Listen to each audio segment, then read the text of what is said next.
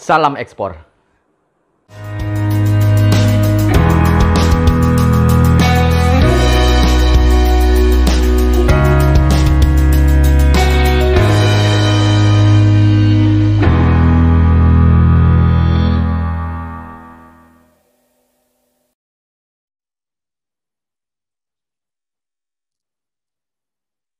Assalamualaikum warahmatullahi wabarakatuh. Selamat pagi, salam sejahtera bagi kita semua, salam sehat selalu, dan salam ekspor. Lagi bersama saya, Haris, host dari podcast terkait ekspor, Export Talk, yang hadir setiap hari Sabtu jam 9 sampai dengan 10 pagi di channel TV Desa yang secara live bisa disaksikan di satelit, aplikasi Genflix, dan juga YouTube live streaming. Nah, pada sesi pagi hari ini kita kehadiran tamu yang cukup spesial. Kita kehadiran Pak Bib. Nah, Pak Bib itu siapa? Nah, nanti kita akan dengarkan langsung dari beliau. Nah, selamat pagi Pak Bib. Pagi Pak Haris. Assalamualaikum. Salam ekspor juga. Ya, salam ekspor juga. Ini terima kasih Pak Bib sudah hadir pada acara bincang santai kali ini. Jadi mungkin bagi para kerabat desa, rekan eksportir sekalian, sedikit saya kenalkan nih siapa beliau ini. Jadi beliau ini bisa dibilang salah satu bapaknya UKM Indonesia, khususnya di Solo tentunya, mungkin nanti Pak Bib bisa cerita lebih detail. Dan beliau ini salah satu juga guru saya nih, saya sampaikan seperti itu, terkait ekspor, karena salah satu yang bisa membawa saya di acara Export Talk ini beliau. Jadi sedikit saya cerita pada pagi hari ya, waktu itu ya Pak Bib. Saya bangun pagi jam 7 pagi. Jam 6. Wah, ini ada apa nih? Ya, saya coba linknya, ada Pak Bib di acara TV Desa. Nah, saya coba mendengarkan acaranya beliau. Jadi acara beliau di TV Desa itu, waktu itu jam 6 sampai jam 7 pagi, pagi-pagi memberikan semangat kepada kerabat desa, kepada rekan eksportir mengenai ekspor, tips dan trik beliau mengenai ekspor. Dan di situ akhirnya saya melihat, wah, acara ini cukup menarik, dan akhirnya kami komunikasi dengan timnya TV Desa, dan ya alhamdulillah Pak, pada pagi hari ini adalah sesi yang ke-10 Pak Bib. Jadi udah selama 10 minggu, tiap hari Sabtu jam 9 sampai 10 pagi kami menghadirkan expert di bidang ekspor. Nah, pada kali ini, jadi ini sesi yang ke-10, kami baru berani mengundang Pak Bib nih. Ya, begitu. Ceritanya seperti itu, kerabat desa dan rekan eksportir sekalian. Nah, mungkin tanpa menunggu waktu yang lebih lama, mari kita dengarkan dari beliau nih, Pak Bib ini dari mana, kemudian ekspornya apa saja dan kemana saja, begitu Pak Bib. Monggo, silakan Pak Bib. Makasih Pak Haris.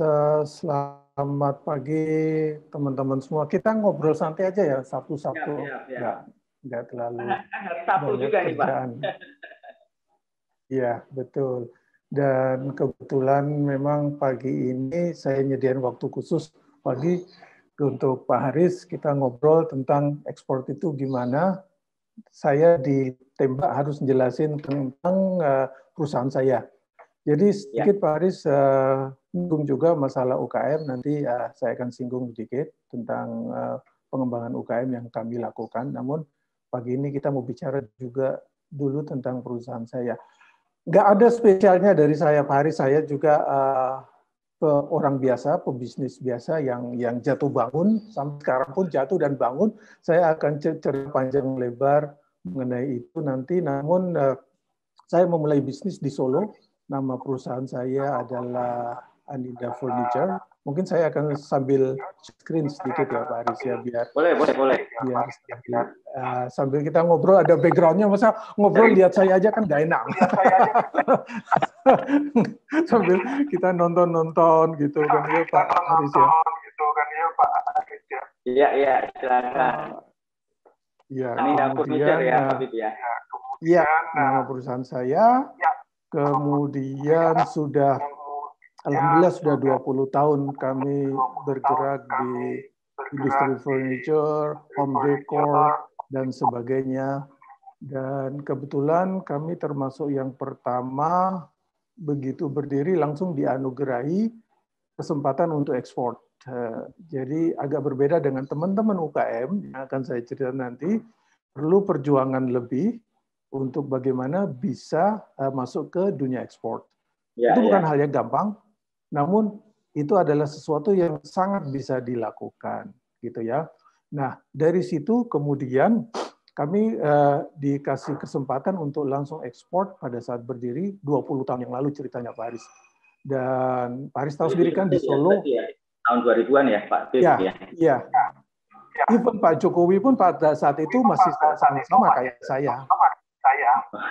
Masih berjuang cari pasar, cari pengrajin, cari kayu, cari macam-macam. Kita sama-sama dari Solo dan kita mulai dengan time yang lebih sama.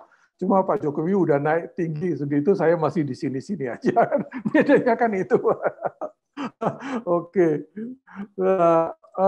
Setelah dari situ, kemudian waktu berjalan sangat luar biasa cepat.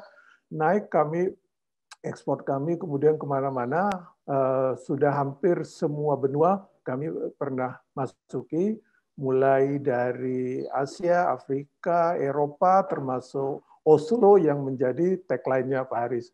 Saya perlu muji tagline ini luar biasa loh Pak Haris. Ini tagline yang luar biasa. Dan terlalu excited ketemu Pak Habib. Jadi kerabat desa, rekan eksportir sekalian, temanya ini menarik. Jadi temanya ini Wong Solo yang produknya merambah sampai ke Oslo. Nah ini perlu ya menarik itu tadi disampaikan oleh Pak Habib. Mungkin saya juga pengen tahu benar-benar sudah sampai Oslo atau belum, dan Oslo itu di mana? Saya terus terang belum tahu nih Pak Habib. Justru gitu Pak Haris ngasih tagline ini, kemudian masuk ke salah satu grup WhatsApp kami, itu banyak yang telepon saya, Pak, apa pameran di Oslo? Duh, Pak Haris ini bikin gara-gara. Dipikir saya ada pameran di Oslo, kok nggak ngajak-ngajak atau mau gimana? Oslo atau Norway, negaranya kan ya Pak? Itu adalah salah satu buyer kita dari awal, dari sekitar tahun 2008-2009, mereka sudah pesan, sudah order ke kami dari Norway. Jadi memang produk saya memang banyak masuk ke sana. Alhamdulillah saya belum pernah ke sana. Sempat mampir di Sweden, sempat mampir di Poland, tapi sampai ke Oslo-nya, alhamdulillah belum. Pak Haris memang benar-benar bikin gara-gara. Produknya kan sudah sampai sana, Pak. Ya, betul. Kalau produk kami dari 2018 sudah banyak kami ekspor ke Oslo, ke Norway. Nah, ibu kotanya memang Oslo ya, dan juga beberapa negara Skandinavia di dekat-dekat situ, gitu Pak Haris. Ya. Gimana Pak? Harus ngomong apa lagi nih? Nah, mungkin tadi bisa cerita lebih lanjut. Tadi Oslo-nya sudah ketemu nih ceritanya. Jadi ternyata Pak Habibnya belum pernah, tapi tagline-nya kan betul nih. Produknya sudah sampai ke Oslo. Nah, selain ke negara tersebut atau kota tersebut, kemana saja nih Pak Habib sudah ekspor? Kan sudah 20 tahun nih. Paling banyak kalau saya apa saja nih Pak? Sering banget ditanya, terutama oleh member-member saya di Indonesia Direct. Saya bingung Pak, terus terang jawab sudah sampai kemana aja. Dan sampai sekarang saya tuh kok nggak pernah ngitung negara ya, berapa negara. Mungkin ada teman-teman ngitung bahkan dicantumin di websitenya, udah ekspor ke 50 negara, 60 negara. Saya nggak pernah hitung dan saya nggak mau hitung itu. Buat saya, ini juga tagline kami. Di sini mungkin ya Pak ya. Kelihatan nggak nih? Saya nggak kelihatan soalnya. Kelihatan Pak, kelihatan. Iya, tulisan di bawah itu bunyinya apa Pak? Saya nggak bisa lihat. From the past to the future Pak. Nah, ini menarik juga. Ya, buat saya yang penting the future Pak. Yang the past, ya sudah, the past selesai kan. Urusan kita dengan the past, apapun itu bagus, buruk, selesai. Yang penting, terutama buat teman-teman nanti, bagaimana the future-nya. Itu adalah masa depan, karena itu adalah hal yang perlu kita antisipasi sekarang.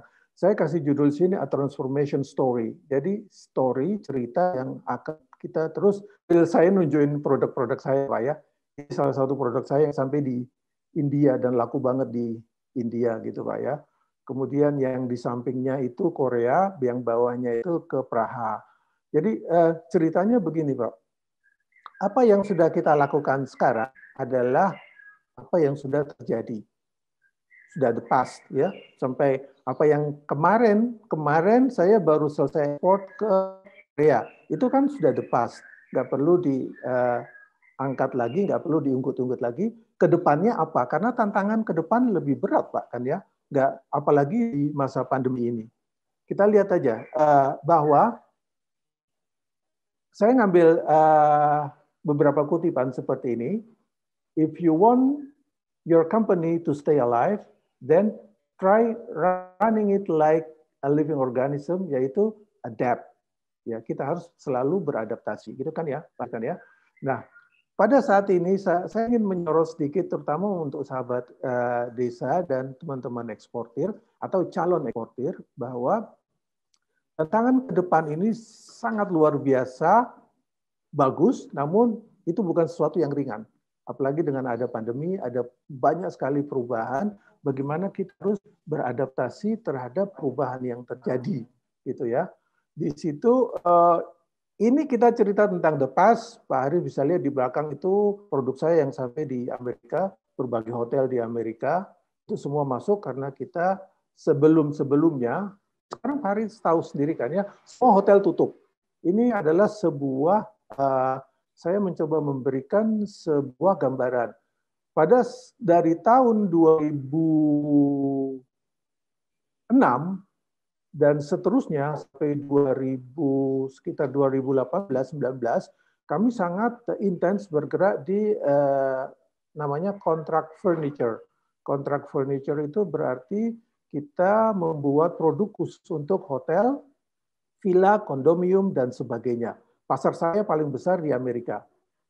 Saya masuk mulai dari Hyatt, semua hotel-hotel di Karibia, hotel-hotel sampai di Jepang juga kami masuk untuk konsep hotel. Kami sudah akan membangun beberapa ratusan kamar hotel di Tokyo pada saat Olimpiade yang harusnya tahun ini, Pak. Namun Bapak tahu sendiri kan, tiba-tiba Olimpiade batal, semua kontrak kami juga stop. Ya, nggak ada yang bisa disalahin. Ini kan benar-benar sebuah kejadian yang di luar ekspektasi semua. Nah, kita perlu beradaptasi di situ, Pak Aris. Adaptasi ini yang sangat penting, sehingga dengan adaptasi itu kita akan bisa go ahead, go forward, doing something, plan the future, gitu Pak Aris. Sedikit dari saya. Menarik. Ya. Ini, Pak. Nah, sekarang berarti yang adaptnya apa nih Pak Bib sekarang? Bisa diceritakan ke kami nih. Siap.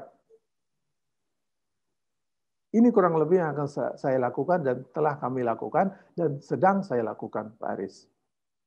Jadi judulnya aja What About Now? Now everything change kan Pak ya, semuanya berubah. We need to adapt dan we need to anticipate. Ya. Yang pertama tentunya dalam situasi yang sangat rumit seperti sekarang ini, kita harus stay calm dulu Pak. Nggak boleh nervous, nggak boleh stres, nggak boleh bingung apalagi, sebab keputusan yang dilakukan orang bingung itu hasilnya pasti jelek banget Pak, ya. Karena dia melakukan dalam situasi dia panik. Jadi pertama sekali yang saya lakukan stay calm. Ada pandemi, kontrak dibatalin, semua hotel tutup, padahal konsumen terbesar kita adalah hotel, gitu kan ya. Hotel semua tutup. Saya mau ekspor kemana pada saat ini? Ya, contohnya di atas ini Pak. Ini saya dapat kontrak pada saat kami pameran di Ceko pada 2017 apa 2016 kalau nggak salah gitu ya. Dan tanda tangan kontraknya di KBRI Ceko disaksikan oleh Pak Dubes pada saat itu, Pak Aulia. Dan kontrak itu berlangsung cukup mulus. Setiap bulan kami kirim minimal 1 kontainer ke Ceko produk-produk tempat tidur, bed. Untuk hotel ya ini ya, Pak Bib ya? Enggak, kebetulan ini untuk showroom.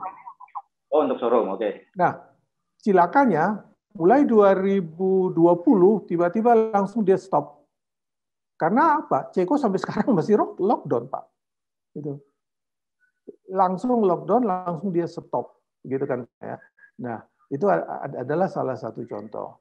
Jadi pada saat itu kita harus ngapain? Ya, tetap aja stay calm, gitu ya, stay calm, try to find the way out. Kemudian yang kedua kita harus memanage cash flow. Itu pasti Pak, dalam situasi yang tidak pasti seperti ini, saya langsung manage cash flow kita. Harus diatur betul karena kedepannya harus bagaimana? Kita akan merevaluasi bisnis, merevaluasi purpose bisnis kita, dan kedepannya harus kemana. Maka saya langsung cash flow harus kita manage betul, nggak jor-joran seperti sebelumnya, promosi sana-sini, berangkat sana-sini, ikut pameran sana-sini, walaupun saat ini pameran nggak ada memang. Ya, jadi hal seperti itu mulai kita manage secara lebih baik. Kemudian look for new clients. Ini yang kami lakukan dan alhamdulillah hasilnya sudah mulai kelihatan di tahun 2021. 2020 kita mati-matian karena banyak sekali klien kita yang tiba-tiba stop. Kita mati-matian harus cari yang baru dan alhamdulillah banget itu pemerintah sangat membantu sini. Ya dari instansinya Pak Haris, dari instansi tetangganya Pak Haris, perindustrian, kami banyak sekali disupport terutama untuk marketplace, terutama untuk e-commerce, dan seterusnya. Sebab sarana mencari satu-satunya, sarana mencari klien, saat ini hanya lewat digital, Pak. Nggak bisa. Kalau sebelumnya saya gitu, sales drop, ikut pameran, ke luar negeri, selesai. Pulang, udah bawa buyer baru, bawa kontrak baru, seperti itu kan ya, Pak ya. Sekarang hal itu nggak bisa dilakukan. Nah, untuk sekali beberapa instansi, beberapa kementerian ngadain pameran, walaupun nggak seoptimal pameran offline, pameran online cukup lumayan. Kemudian kami difasilitasi beberapa kementerian untuk buka account di Alibaba, di mana-mana, dan itu sangat-sangat membantu kami untuk mencari new client, new buyers, kalau saya nyebutnya gitu ya. Jadi ini mulai kelihatan hasilnya pada tahun ini. Klien-klien baru. Tarik yang new clients atau new buyer ini, Pak Bib. Nah, ya. Existing buyer bagaimana atau old buyer? Apakah sudah benar-benar tidak ada sekarang atau bagaimana, Pak Bib? Ya. Jadi pada saat ini karena semua di awal saya bilang bahwa 90% existing buyer kita itu grup hotel. Hotel belum ada yang buka, Pak. Apalagi bangun. Buka aja belum, Pak. Apalagi bangun.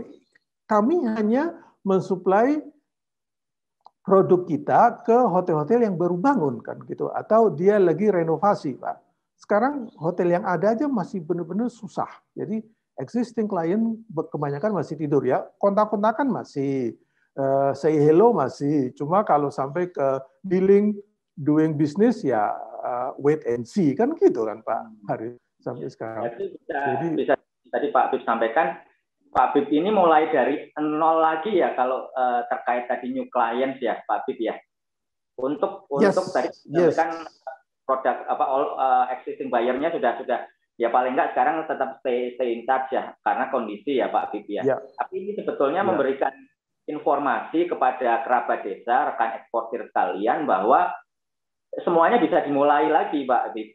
Dan itu membuka peluang-peluang baru ke depan. Begitu kan ya, Pak Bib? Ya, benar sekali. 100% Pak Haris benar.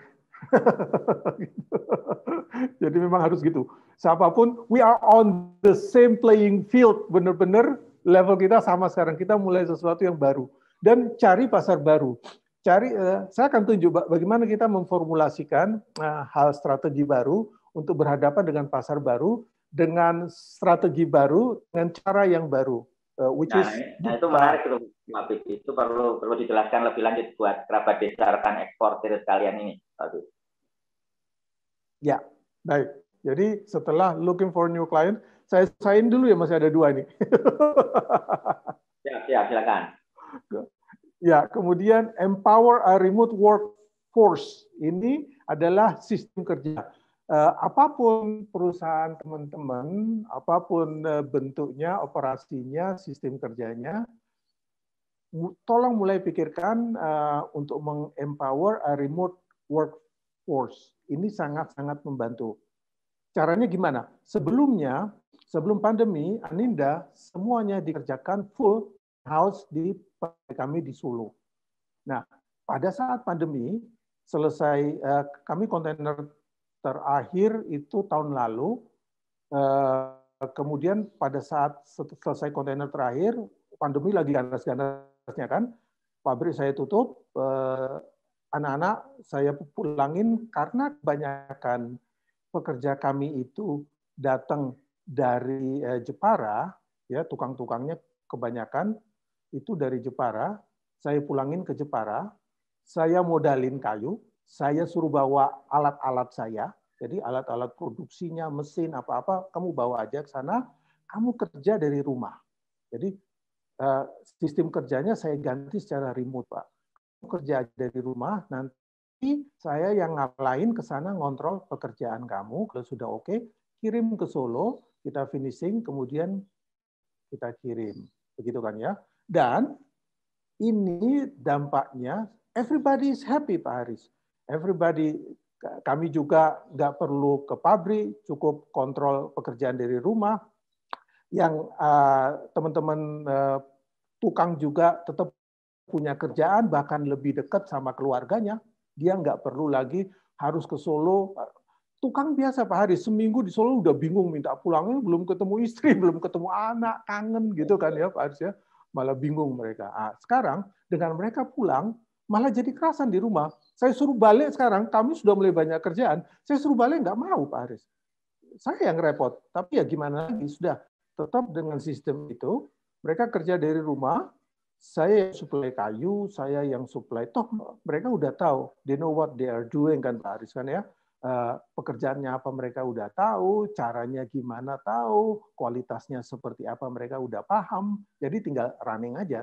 Tinggal memang cek, karena sekarang jaraknya jauh, saya yang harus sering-sering ke Jepara cek kualitasnya, cek status produksinya, bener enggak. Tukang kadang-kadang bilang ini udah jadi, gitu-gitu.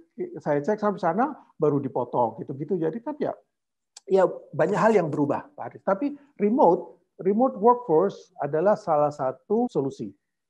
Selain untuk remote workforce untuk pekerja, juga untuk staff. Saya berusaha untuk merekrut staff saya semuanya online, termasuk teman-teman sini banyak yang masuk adalah intern saya, Pak. Jadi saya banyak sekali merekrut anak-anak untuk magang di perusahaan saya maupun di ID. Kita rekrut untuk kerja secara online dan alhamdulillah ternyata dampaknya luar biasa. Kita bisa melakukan sesuatu yang nggak pernah kita pikirin selama ini bisa kita lakuin, Pak. Gitu. Jadi banyak sekali hal positif yang kita terima dari situ. Ya, sudah mau habis ya waktunya Pak ya. Oke. Kemudian silakan. Ya, kemudian yang terakhir shift our spending. Jadi ini pengetatan, ada yang harus kita ketatkan seperti saya dengan bekerja tidak saat ini pabrik saya batasi jam kerja, pegawainya, jumlah pegawai dan lain-lain, itu ternyata ada penghematan luar biasa yang ternyata membuat cash flow kita jauh lebih sehat daripada sebelumnya, karena sebelumnya yang kerja terlalu banyak, variabel cost-nya terlalu nggak bisa terkontrol dan lain-lain. Ternyata anugerah yang kami terima di sini saat ini adalah spending-nya bisa kami hemat, gitu. Jadi intinya there will always be a light after a storm, begitu Pak ya. Jadi badai kayak apapun percaya pasti akan ada matahari setelah itu. Iya, pasti habis gelap terbit terang pasti. Gitu ya. So, in any business there will always be ups and down. Saya menceritakan apa yang saya alami juga. Ups, down itu biasa. If you want to stay energized throughout, jadi kalau memang tetap bisa semangat ini yang sangat penting Pak Haris, terutama untuk eksportir atau calon eksportir baru. Tanpa semangat mereka nggak akan bisa jadi eksportir. Saya berkali-kali ngomong sama teman-teman di ID, teman-teman UKM terutama, mereka daftar ID mintanya minggu depan bisa ekspor, nggak bisa kayak gitu Pak Haris kan. Banyak yang harus dilewati dan itu harus you have to stay energized, semangat terus. Oh, ada masalah di sertifikat kok nggak dapat sih, kok bikin kayak gini nggak bisa sih, memenuhi permintaan buyer nggak berhasil, itu adalah ups and down-nya. Tapi kamu harus tetap semangat ya. You have to mitigate both. Jadi gimana caranya menyeimbangkan keduanya? Itu aja yang penting kalau key untuk bisa successful di dunia bisnis terutama ekspor, Pak Haris. Ya. Kemudian masih berapa menit ini Pak Haris? Terus. Masih Pak, tenang aja Pak. Khusus Pak Bib kita bisa extend nih episode ini. Oke, nah ini misalnya hal yang saya lakukan. Yang pertama, do not ever wait. Jangan pernah menunggu apapun. Ini hal terbaik yang saya terima dari sahabat saya, seorang menteri pariwisata di Seychelles. Dia selalu berkata kepada saya, jangan pernah nunggu. Kalau kamu nunggu, kamu tidak akan pernah berhasil. Nunggu buyers datang, nunggu order datang, nunggu semua yang serba nunggu itu nggak akan berhasil, Pak. Kita harus cari, kita harus berani bertindak. Nah, kita lakukan apa yang salah di bisnis kita saat ini. Nah, saya merubah strategi bisnis kami dari yang supply hotel ke saya lihat pada saat ini khusus di dunia furniture dan handicraft, home decor pada umumnya, kita lihat bahwa home decor ini yang justru meningkat. Maka kita rubah. Pada saat home decor, kita masuk di home decor, apa sih sebenarnya di home decor itu yang jadi nilai tambah, terutama di pasar negara-negara market kita, misalnya Eropa. Mereka sangat suka dengan sesuatu yang handmade. Jadi terbalik dengan kita menganggap handmade itu barang inferior. Di Eropa, di Amerika itu mereka menganggap handmade itu barang yang berkualitas. Jadi saya mulai merubah tagline kita lakukan sesuatu yang handmade. Saya foto tukang saya yang lagi ngukir, saya tampilin di sosmed kita, mulai masukin di website, kita rubah. Kemudian affordable price. Kenapa affordable price? Pada saat ini semua orang lagi ngirit. Semua orang pinginnya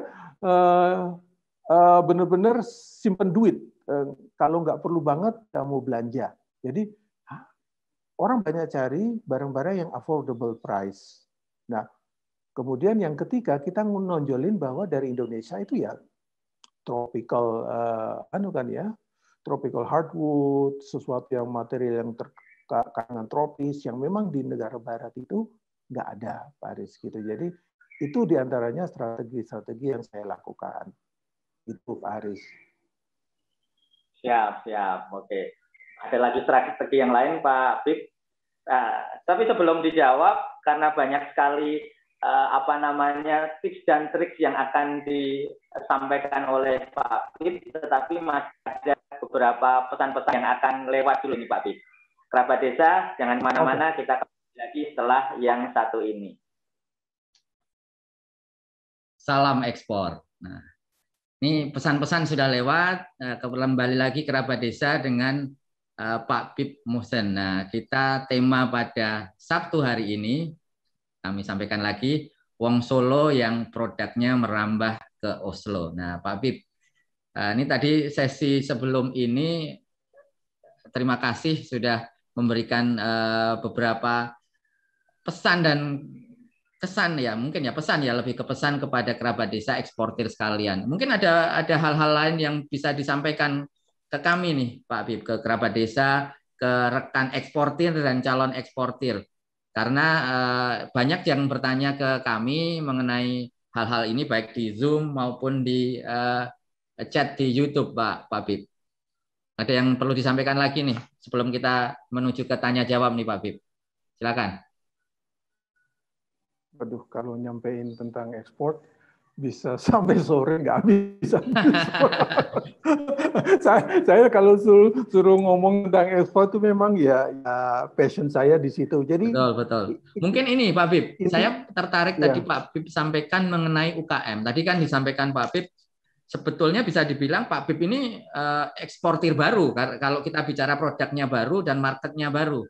Nah mungkin Pak Bib bisa memberikan apa ya, testimoni mungkin ya, apa yang dilakukan khususnya untuk penyemangat UKM kita tadi itu tadi. Seperti disampaikan Pak Bib ini kan juga mempunyai apa namanya wadah khusus yang dinamakan Indonesia Direct. Nah mungkin bisa diceritakan ke kerabat desa eksportir dan calon eksportir ini apa itu Indonesia Direct dan bisa nggak nih kita ikut di Indonesia Direct dan bisa belajar dengan komunitas tersebut dan khususnya dengan Pak Bib.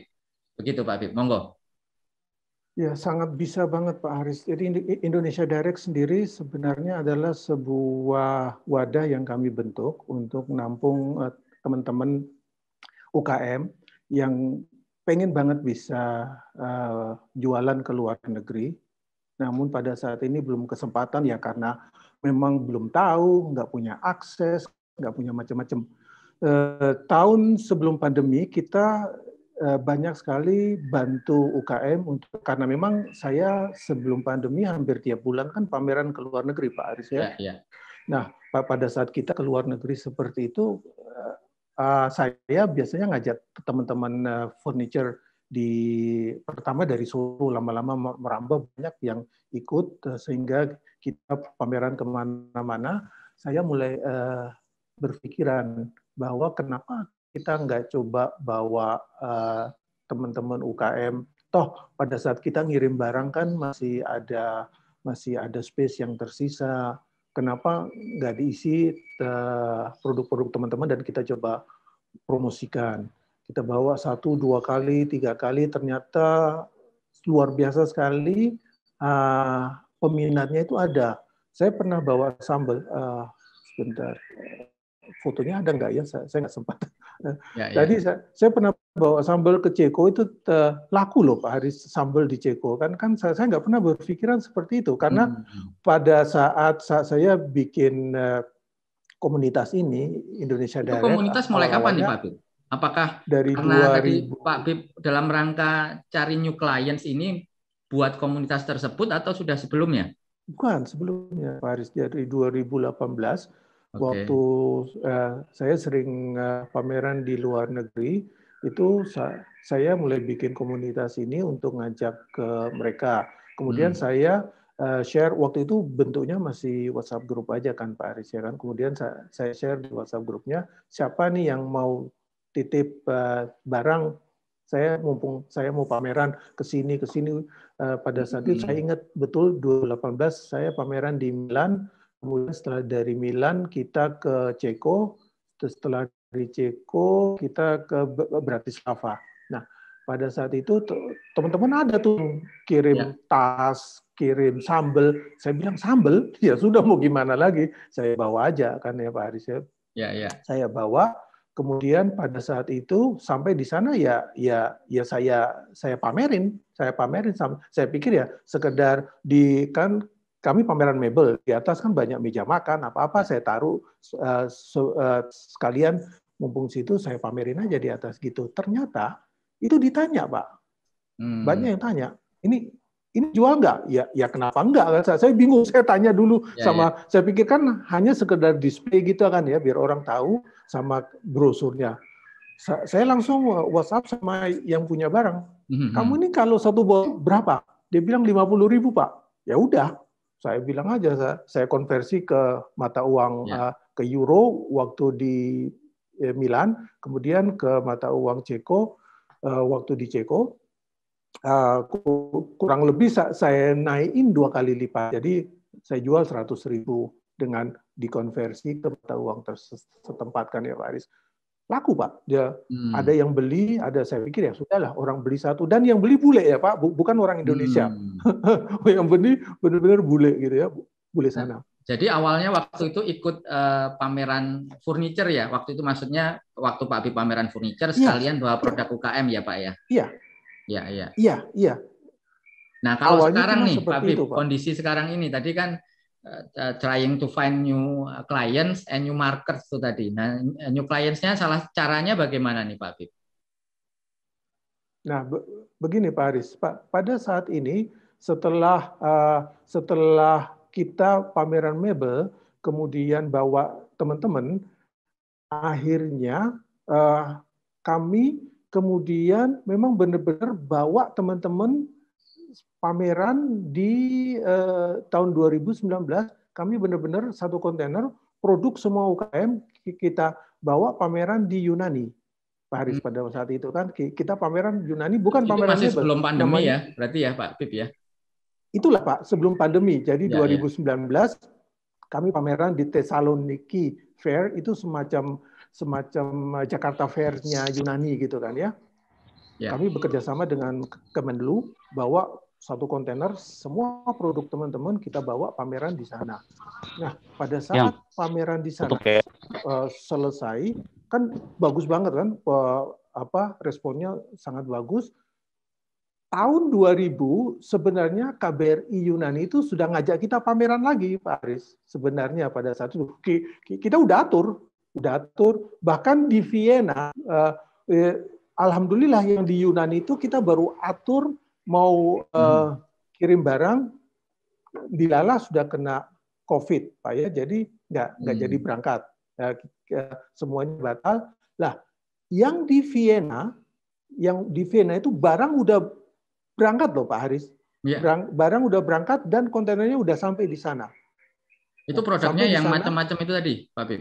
Enggak, kalau yang di Vienna khusus furniture. Oh, khusus furniture. Yang di Vienna, memang karena kita udah tiap tahun pameran di sana, kita kerjasama dengan KBRI Vienna ya. Barang udah sampai di sana, pasti Pak, langsung tutup semua. Barang kita tuh dikembaliin lagi ke sini. Benar-benar pulang itu barang. Nah, yang apes Pak, itu pameran saya di Vietnam. Berangkatnya hampir bersamaan karena Maret. Pada saat itu Maret ya, pamerannya dua-duanya Maret. Ya, Maret itu kan pandemi juga. Barang juga udah berangkat ke Vietnam. Sampai tahun ini udah 2 tahun Pak, itu barang masih di gudang di Vietnam sana, nggak keluar, nggak tahu udah jadi apa di sana. Gitu. Jadi kemudian kembali ke Indonesia Direct. Kalau seperti itu berarti kerugian ya, berarti ya Pak Habib ya? Ya udah mau gimana lagi, itu udah resiko Pak, biasa seperti itu. Nah itu yang kadang-kadang yang tadi Pak Habib bisa sampaikan, resiko ini nggak ada masalah. Tetapi kan untuk para mungkin eksportir pemula ya Pak Habib ya, terus UKM ya, kalau menghadapi kondisi yang seperti itu kira-kira harus seperti apa sih kita tuh? Ya begini. Pertama, ceritanya kita akan mulai dengan pada saat pandemi dulu, Pak ya. Oke. Nah, pada saat pandemi, semuanya kan ketutup, nggak bisa lagi pameran, nggak bisa lagi jualan. Nah, kita kemudian switching dari offline menjadi online, begitu Pak ya. Nah, dengan online, perjalanannya secara digital, perjalanannya akan jauh lebih mudah. Karena kita tidak perlu bawa-bawa barang sampai di sana, kita tidak perlu lagi harus benar-benar nunjukin barang secara real, cuma sekedar lewat komunikasi. Bagaimana kita membangun komunikasi. Nah, catatannya kalau membangun komunikasi di sini berarti kita lebih banyak bermain di image, Pak. Jadi UKM kalau mau masuk di pasar ekspor sekarang, ini adalah waktu yang sangat tepat. Tepat kenapa? Buyer nggak akan datang ke Indonesia ngecek pabrikmu di mana, tempatmu ada enggak, prosesmu udah betul belum. Buyer tidak akan datang. Biasanya ekspor, apalagi kalau dalam jumlah kuantitinya udah B2B, harus pakai kontainer, nggak mungkin orang mau tanda tangan kontrak, nggak mungkin orang mau transfer kalau dia nggak minimal utus orang atau dia datang sendiri ngecek. Ya, begitu kan ya. Nah, saat ini kita bermain dengan digitalisasi semua. Tugas UKM satu, Pak Haris. Bagaimana dia membuat image yang bagus tentang produk dia, tentang perusahaan dia, walaupun UKM sekalipun. Jangan, wah kita ini kecil, kita ini nggak bisa apa-apa. Jangan. Justru kamu harus menunjukkan bahwa produkmu ini bagus. Kamu harus bisa menunjukkan bahwa kamu bisa ekspor. Kamu harus bisa menunjukkan ke buyer bahwa produkmu ini akan membantu buyer untuk mengembangkan. Saya selalu bilang dalam setiap pelatihan yang kita adakan, kita ini adalah, walaupun kita UKM, kita ini sebenarnya yang membantu buyer kita agar mereka juga survive. Jadi produk Anda adalah produk yang menjadi komoditas buyer untuk dia jualan, untuk dia berkembang, untuk produk ke perusahaannya maju lagi, gitu kan? Kecuali kalau itu jual ke retail itu lain cerita kan ya. Tapi kalau kita sejauh kita masih menjual, nah buyer sekarang akan melihat kamu dari who you are, bisanya lewat website, bisanya lewat medsos, bisanya lewat Facebook dan sebagainya dan sebagainya. Tampilkan dirimu secara profesional mungkin, bagus mungkin. Nah, cara untuk itu gampang banget. Teman-teman di dunia digital ini banyak banget. Mulai dari rekrut intern, ya, mulai dari rekrut anak-anak fresh graduate, itu mereka ini jauh lebih ahli daripada kita-kita yang sudah kolonial, yang Pak Haris bilang dari kepala kolonial. Katanya milenial kemarin, Pak. Lah, saya nggak kolonial, Pak, masalahnya itu. Siap. Jadi, nah, intinya kan berarti kita kembali lagi sih sama seperti tagline acara ini, ekspor ini. Salah satunya kan kita harus tetap semangat kan ya, berarti ya. Betul. Pak Bib ya. Betul. Apapun itu ya, itu kembali lagi. Tadi Pak Bib juga sudah sampaikan setelah ada habis gelap terbitlah terang. Salah satunya seperti itu. Semua ada cobaan, pasti nanti ada keberhasilan yang menunggu kita di depannya. Nah, ini tadi Pak Bib juga sampaikan mengenai pelatihan ya, Pak Bib ya. Nah, di kolom chat ini juga ada yang bertanya kepada Pak Bib. Satu nih dari Ibu Nurma Kurniawan nih, Pak Bib. Silakan Bu Nurma kalau ingin bertanya secara langsung. Tetapi saya coba bacakan dulu ke Pak Bib. Beliau bertanya, bagaimana caranya Pak Bib melakukan ekspor yang pertama kali? Itu tadi mungkin sekilas Pak Bib sudah sampaikan, mungkin bisa sekaligus dijawab. Kemungkinan ini bisa saling terkait ya Pak Bib. Dari Ibu Nuryati. Beliau bertanya, Pak, bagaimana cara gabung di komunitas Indonesia Direct? Tadi mungkin Pak Bib sudah sekilas menyampaikan mengenai apa itu Indonesia Direct, tapi secara spesifik Pak Bib belum beritahu nih ke kerabat desa, eksportir dan calon eksportir, caranya bagaimana sih? Apakah kita bisa dapat nomornya Pak Bib nih langsung, atau ada websitenya, atau ada apa begitu Pak Bib? Begitu. Silakan Pak Bib, bisa diceritakan ke kami nih. Ya, makasih Pak Haris. Kalau nomor saya ada di sini, bisa dicatat dulu nanti biar setelah ini kontak saya. Indonesia Direct itu websitenya gampang banget, kok tinggal www.indonesiadirect.org, masuk aja situ, daftar, selesai. Semuanya gratis, nggak perlu bayar, nggak perlu apa. Kami disupport banget sama Kemendaknya Pak Haris dan juga dari institusinya Pak Sandi. Itu disupport habis-habisan. Jadi semuanya kita gratisin. Kita websitenya kita dibantu, sampai marketingnya semuanya kita dibantu habis-habisan. Jadi silakan, siapa yang mau join aja di situ, gratis. Dan kita akan bimbing dari nol sampai benar-benar jadi eksportir, benar-benar ekspor ya. Jadi sekarang kita sediain mulai dari pelatihannya, yang belum kita latih, yang udah bisa kita bisain, yang sudah siap kita jualin produknya. Kemudian yang masih kurang kita tambah, yang udah jadi eksportir masih kurang kita tambahin kalau kurang buyers, gampangannya gitu. Nah, proses ke situ memang nggak gampang, bukan sekedar membalik tangan. Kita baru 1 tahun kok Pak Haris masuk di dunia startup. dan kita menjadi ini baru 1 tahun. Namun proses kami sekarang, alhamdulillah seperti Pak Haris sudah sampaikan, jumlah vendor, jumlah member kami saat ini sudah 1.200-an, dan target kami tahun ini harus bisa 8.000 UKM join. Dan kita akan membawa 8.000 UKM itu untuk bisa jadi eksportir. Nah, untuk bisa jadi eksportir pasti ada proses-proses yang jelimet. Nah, itu semua sistemnya lagi saya bentuk bersama teman-teman di Indonesia Direct, mulai dari yang belum siap. Kita kategorikan dulu yang UKM yang belum siap mana, yang udah agak siap mana, yang produknya nggak siap mana, yang produknya harus difasilitasi mana, yang produknya harus banyak. Ini cerita nggak bakal rampung-rampung Pak Haris. Sampai kita ngejualin. Nah, sampai kita ngejualin produknya. Kita sekarang di tahap mengundang buyer masuk ke Indonesia Direct agar produknya teman-teman ini bisa dibeli gitu ya. Dan proses ke situ sedang berlangsung. Sekali lagi, kita perlu persistence, kita perlu energi yang lebih. Teman-teman jangan mengharap masuk Indonesia Direct hari ini, besok bisa ekspor. Enggak. Prosesnya panjang, tapi butuh perjuangan.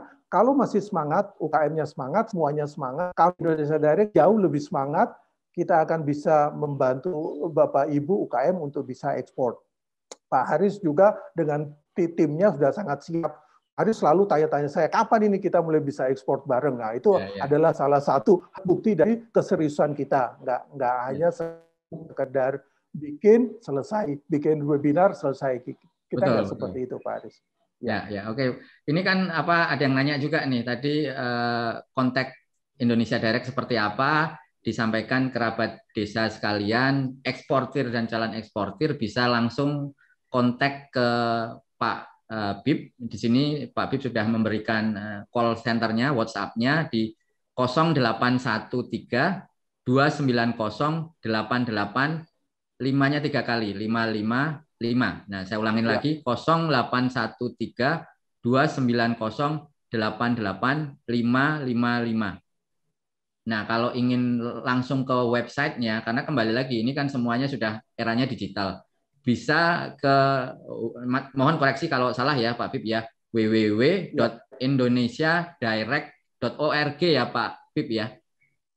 Ya, betul. Jadi Indonesianya biasa, direct direct.org. Nah, itu apa namanya websitenya dari Indonesia Direct. Jadi sedikit tambahan informasi kepada kerabat desa, eksportir dan calon eksportir sekalian, bahwa Indonesia Direct ini tadi disampaikan Pak Bib umurnya baru sekitar setahun ya Pak Bib ya, setahunan lebih lah, dan lebih berkembang lagi itu malah di masa pandemi, dikala semuanya memang shifting ke era digital. Nah, Indonesia Direct memang lebih banyak bergerak di bidang pelatihan awalnya, dan tadi disampaikan oleh Pak Bib bahwa ekspor itu tidak bisa atau tidak sama seperti jualan yang hanya sekali saja, bukan retail. Retail bisa, ada ekspor yang memang retail, itu memang ada salah satu cara, tetapi itu bukan suatu hal yang sustain. Dalam artian kalau kita bicara B2C akan beda dengan B2B. B2B ada aturan-aturan tertentu yang eksportir atau calon eksportir yang harus memenuhinya. Nah, di Indonesia Direct ini diberikan pelatihan dari nol ya Pak Bib ya, sampai dengan nanti bisa ekspor. Nah, tadi Pak Bib sampaikan bahwa ini gratis ya Pak Bib ya. Nah, ini saya perlu bertanya lagi supaya clear kepada kerabat desa, eksportir dan rekan eksportir sekalian. Benar nggak Pak Bib bahwa pelatihan atau layanan atau servis dari Indonesia Direct.org, nah ini perlu penekanan lagi, indonesiadirect.org itu adalah gratis Pak Bib. Yang biar clear nih Pak Bib. Karena kalau udah masalah uang ini menarik ini. Betul. Semuanya gratis. Memang niat kami hanya membantu UKM, jadi semuanya benar-benar gratis. Sejauh ini kami sudah mendapat support dari mana-mana, terutama dari Kemendag dan dari Kementerian Parekraf. Jadi kita sudah dibantu dalam website, dalam macam-macam, dan sekarang juga kami dalam proses untuk dibantu lagi oleh Kementerian pendidikan tinggi, Dikti, lewat beberapa fasilitasi. Kami akan dibantu oleh UNS, terutama nanti di bagian pelatihannya. Kemudian kami dibantu juga oleh tim IT UNS untuk mengembangkan digitalisasi Indonesia Direct agar bisa lebih berkembang. Jadi sejauh ini semua kami sudah, dan awalnya memang kami juga eksportir, nggak perlu cari duit dari sini, Pak Aris. Jadi ya kita memang niatnya benar-benar mau bantu UKM. Silakan masuk gratis, silakan apapun gratis. Kalau ada misalnya nanti pelatihan yang berbayar, itu bukan semata-mata karena kami ingin dibayar. Jadi begini ceritanya, Pak Aris. Ya. Ini sudah 1 tahun semua serba Zoom, serba macam-macam. Nah, sekarang cenderung yang gratis-gratis itu dianggap remeh sama teman-teman, apalagi UKM. Saya mau menegaskan bahwa kalau kamu mau berbayar, kamu akan serius. Orang ikut yang gratisan sekarang nggak serius, Pak. Daftar banyak, pada saat tapi Pak Bib ini yang kali ini gratis loh, Pak, dan kita serius nih.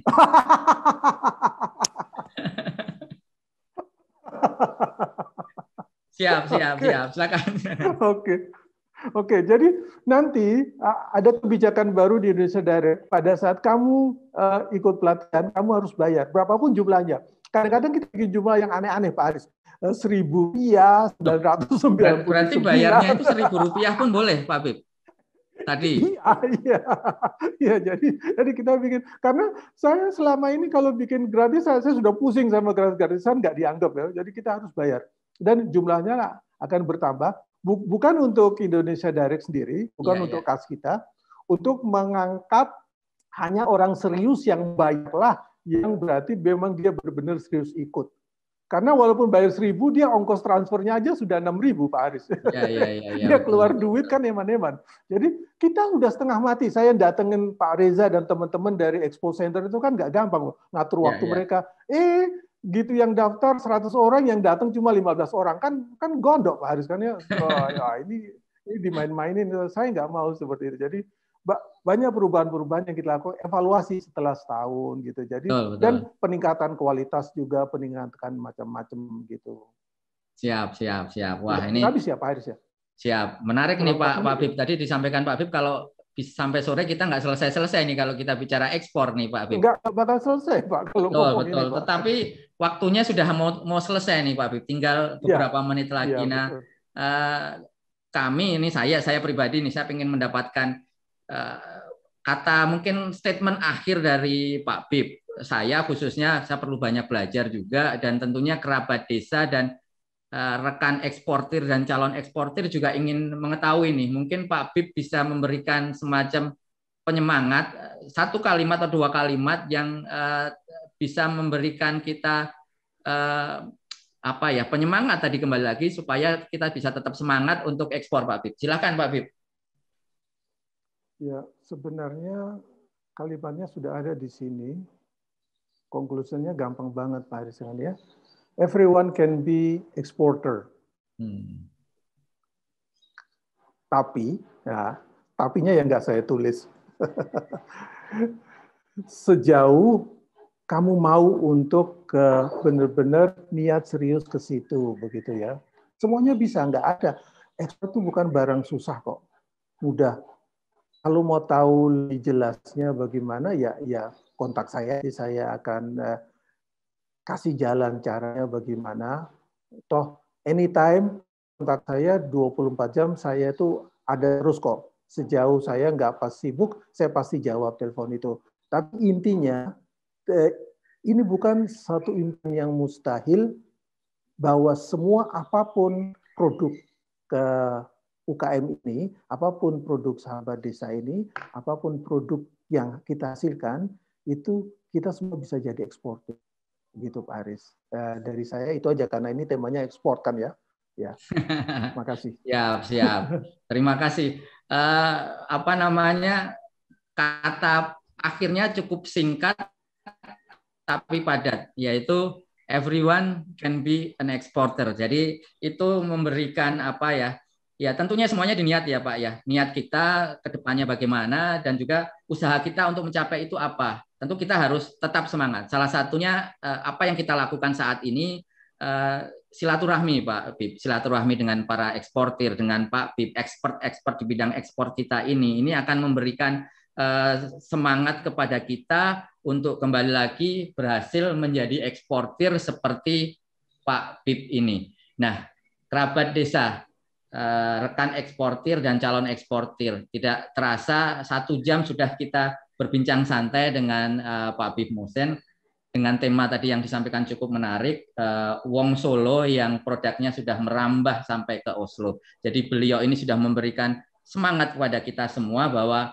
everyone can be an exporter. Jadi tinggal kita saja untuk tetap semangat, tetap belajar dan meningkatkan networking supaya kita bisa ekspor. Salah satunya dengan tetap mengikuti channel ini, acara ini, Export Expert Talk yang hadir secara live setiap hari Sabtu jam 9 sampai dengan 10 pagi di TV Desa, yang riranya bisa juga disaksikan di channel saya di Export Expert Indonesia. Nah, kerabat desa, sekali lagi saya ucapkan terima kasih kepada Pak Bib. Terima kasih Pak Bib. Saya akan ke Solo lagi untuk makan tengkleng. Nanti kita jangan lupa tunggu saya di sana, Pak Bib.